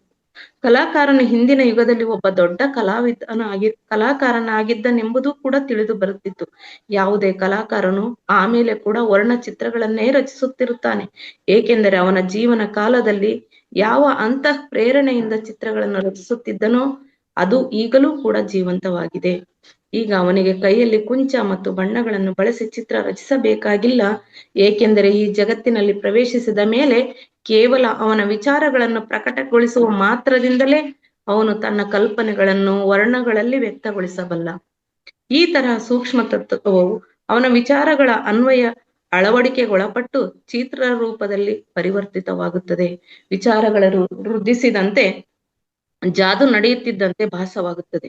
ಭೂಮಿಯ ಮೇಲಿನಂತೆ ಇಲ್ಲಿ ಚಿತ್ರ ರಚಿಸುವುದು ಅಷ್ಟೊಂದು ಕಷ್ಟವಲ್ಲ. ಚಿತ್ರದ ಯಾವುದಾದ್ರೂ ಒಂದು ಭಾಗದ ಮೇಲೆ ಗಮನ ಕೇಂದ್ರೀಕರಿಸುತ್ತಿದ್ದಂತೆ ಕಲಾಕಾರನ ಮನದಲ್ಲಿರುವ ಚಿತ್ರವು ಸಜೀವಗೊಳ್ಳುತ್ತದೆ.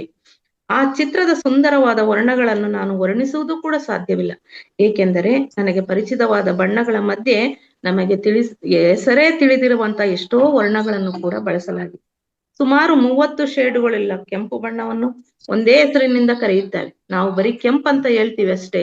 ಆದ್ರೆ ಕೆಂಪು ಬಣ್ಣದಲ್ಲೇ 30 ಶೇಡುಗಳಷ್ಟು ಕೂಡ ಇದು ಈ ರೀತಿ ಆಗಿ ಸರಿಯಾಗಿ ವರ್ಣಿಸಲು ನನ್ನ ಹತ್ರ ಅಷ್ಟೊಂದು ಸರಿಯಾದ ಶಬ್ದಗಳು ಕೂಡ ಇಲ್ಲ. ಸೂಕ್ಷ್ಮ ಲೋಕದಲ್ಲಿ ಗತ ಜನ್ಮದ ಮಹಾನ್ ಚಿತ್ರಕಾರರಲ್ಲಿ ಅನೇಕರು ಚಿತ್ರಗಳನ್ನು ಬಿಡಿಸುತ್ತಿರುತ್ತಾರೆ ಮತ್ತು ತಮ್ಮ ಮನಸ್ಸಿನಲ್ಲಿ ಸೂಕ್ತವಾಗಿರುವ ವಿಚಾರಗಳನ್ನು ಸಾಕಾರಗೊಳಿಸುತ್ತಾ ಇರುತ್ತಾರೆಂದು ನನ್ನ ಗೈಡ್ ಹೇಳಿದರು.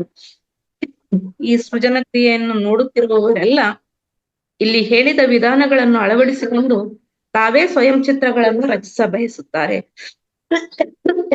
ಈ ಚಿತ್ರಗಳನ್ನು ಮಾಡಲು ಕೆಲವೇ ಗಂಟೆಗಳು ತಗುಲುತ್ತವೆ ಮತ್ತು ಆ ಕಲಾಕಾರರು ಒಂದು ಚಿತ್ರವನ್ನು ಮಾಡಿದ ತಕ್ಷಣವೇ ಇನ್ನೊಂದು ಚಿತ್ರವನ್ನು ಆರಂಭಿಸುತ್ತಾರೆ.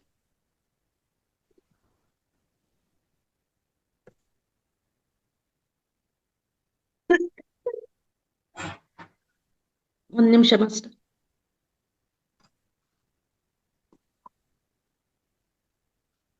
ಸಾರಿ ಮಾಸ್ಟರ್. ಕಲಾಕಾರನು ಒಂದು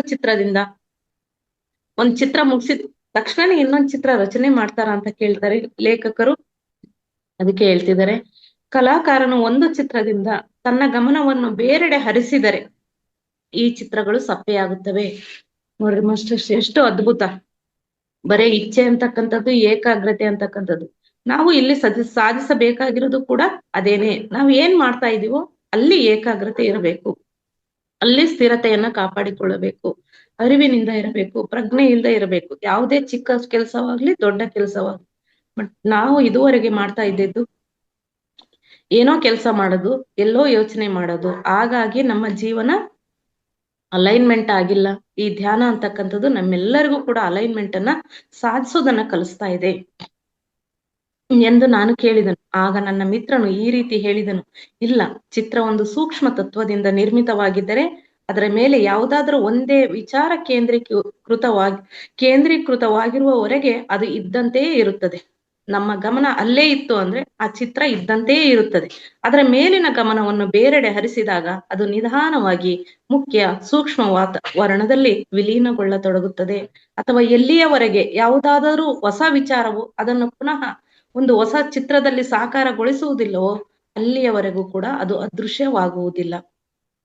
ನಾವು ಇಲ್ಲಿ ಕಲಿಬೇಕಾಗಿರೋದು ಅದೇ ಅಲ್ವಾ ಮಾಸ್ಟರ್ಸ್, ಏಕಾಗ್ರತೆ ಅಂತಕ್ಕಂಥದ್ದು.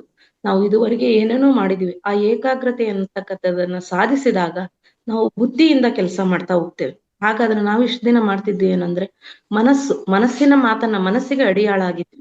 ಅದಕ್ಕೋಸ್ಕರ ಈಗ ಬುದ್ಧಿಯಿಂದ ಕೆಲಸ ಮಾಡ್ತಕ್ಕಂಥದ್ದು, ಏಕಾಗ್ರತೆ ಸಾಧಿಸ್ತಕ್ಕಂಥದ್ದು, ಇವೆಲ್ಲವೂ ಕೂಡ ಈ ಭೌತಿಕ ದೇಹದಲ್ಲಿರುವಾಗ್ಲೇ, ಆತ್ಮ ಈ ಭೌತಿಕ ದೇಹದಲ್ಲಿರುವಾಗ್ಲೇ ಇವೆಲ್ಲದನ್ನ ಜಾಣ್ಮೆಯನ್ನ ನಾವು ಕಲಿಬೇಕಾಗ್ತದೆ.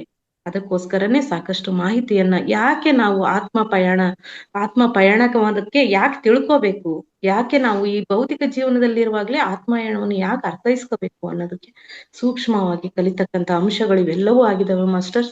ಇದುವರೆಗೆ ಈ ಜ್ಞಾನವನ್ನು ಆಲಿಸಿದಂತ ತಮ್ಮೆಲ್ಲರಿಗೂ ಕೂಡ ಅನಂತ ಧನ್ಯವಾದಗಳು. ಹಾಗೂ ಅದ್ಭುತವಾದ ವೇದಿಕೆಯನ್ನು ಸೃಷ್ಟಿ ಮಾಡಿಕೊಟ್ಟಿರ್ತಕ್ಕಂಥ ಪರಮೋಚ್ಚ ಗುರುಗಳಿಗೂ ಕೂಡ ಅನಂತ ಕೋಟಿ ನಮನಗಳು ಮಾಸ್ಟರ್ಸ್. ಇದುವರೆಗೆ ನನಗೆ ಈ ಸದಾವಕಾಶವನ್ನು ಒದಗಿಸಿಕೊಟ್ಟಂತ ತಮ್ಮೆಲ್ಲರೂ ಅನಂತ ಕೋಟಿ ನಮನಗಳನ್ನು ಸಲ್ಲಿಸುತ್ತಾ ಈ ಜ್ಞಾನ ಹಂಚಿಕೆಯನ್ನು ಮುಗಿಸ್ತಾ ಇದ್ದೇನೆ masters. Thank you masters. Thank you.